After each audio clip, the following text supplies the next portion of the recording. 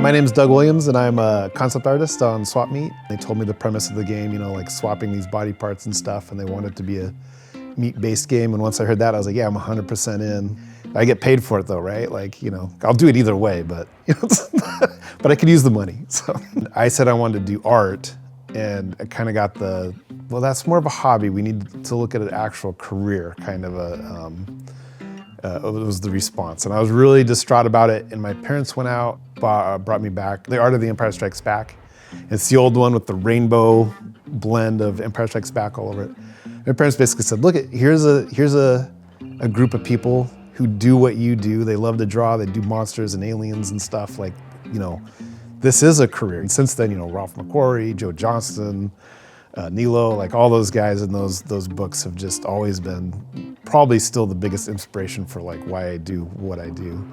My research process, luckily, like with this kind of a game, I have a sick fascination with like a lot of nostalgia around restaurants, fast food places. And so I really dug into like a McDonald land, like old 70s and 80s McDonald's. And so kind of taking some of that and like tweaking it to like the idea of like, okay, so this is like a galactic like fast food chain.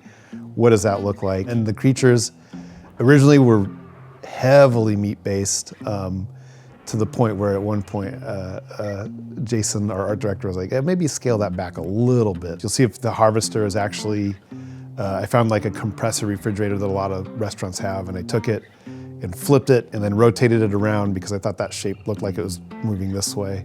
But that's where the idea comes from, is kind of boring, everyday sort of items and things around the house and things you would find in an actual restaurant, but pushed into this sci-fi universe. So the aspect I'm most proud of as far as like aesthetics and things in this is the Rangus kind of branding, like overall. Like I love fake branding.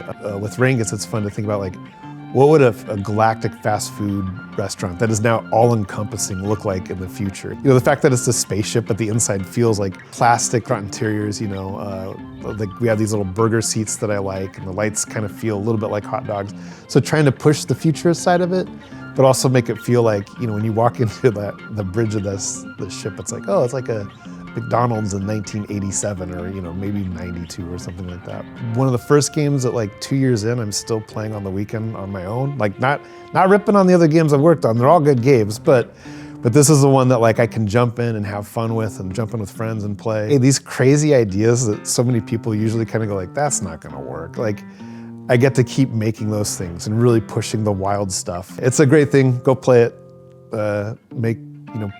Make us #1 on Steam so that we can make more crazy games.